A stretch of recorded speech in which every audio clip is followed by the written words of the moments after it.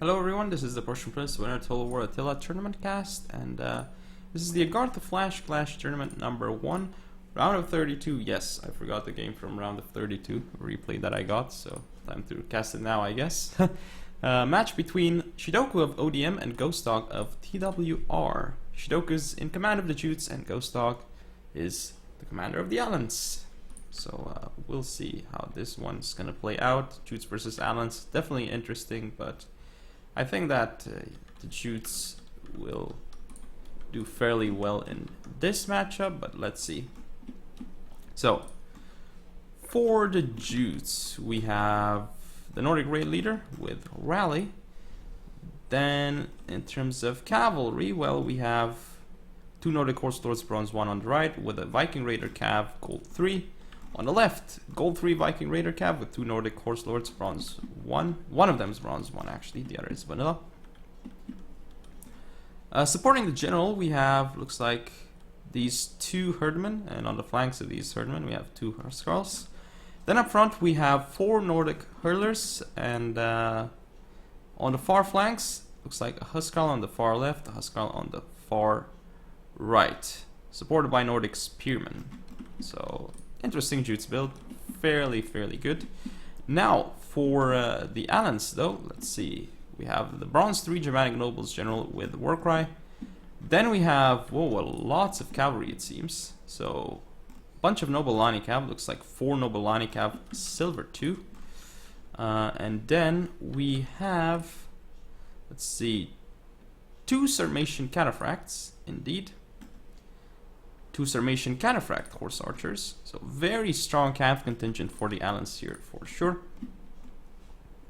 And we also have, yeah, let's see the archers. It's 2 Germanic archers on each flank as well. Then we have an elite Agatha warrior on each flank. Looks like this one is Bronze 1, the one on the other flank is just Vanilla. And in the center we have 2 Agatha warriors supported by the 3 Germanic pikes. So this should be interesting.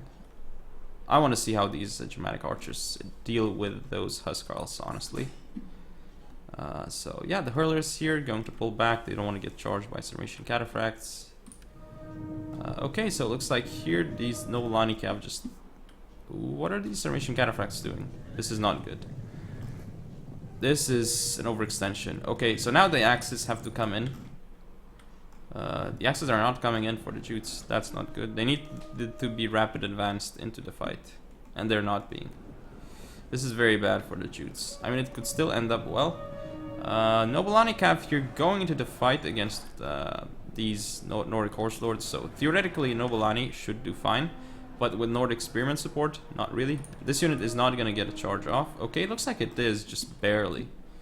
But the thing is, the elite Agatha warriors are going to come in to support. Nordic Spearmen, though, coming in as well. Archers pulling out, but here come the Huskarls with the rapid advance. They're going to get in there and they're going to wreck that Nobilani Cav. Just, wow, that charge. That was insane. These Agatha, though, getting focused by the hurlers. And looks like the Ghost Dog... the Allens are just going to move over here. The pikes are going to try and block off a lot of the engagements. This Horse Lord is off the field. This Nobilani Cav... I mean, the Horse Lord did not activate Headhunt, which is huge. But these Huskarls here are just going to get rid of these units. And another Huskarl charge into the Agatha. Well, we know who's going to win that fight, clearly. Look at these Agatha just drop down in numbers to the Huskarls. The Huskarls barely taking any damage. And these Cataphract archers, they're not doing what they need to do. These Cataphract archers, they're the extra cav units for the Allens, and what they need to do is they need to rear charge all these Huskarls, but they have not managed to do that. And instead, they allowed the Huskarls to destroy the Agatha. Now on the left flank here, the Nordic Horse Lords again routing. I guess it's no headhunt. In the center though, this Horse Lord also routed, so But still, at this point, let's look at the situation. We still have a bunch of Huskarls still left on the field. Actually, it's all 4 of the Huskarls left, even though they've taken significant casualties. They've killed a lot of units off, and these elite Agatha warriors are not actually in the fight here. And wow, the Nobilani Cav here and the elite Agatha are just going to die.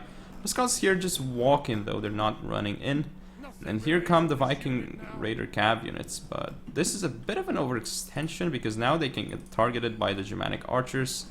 And these Sarmatian Cataphract archers not doing what they need to do.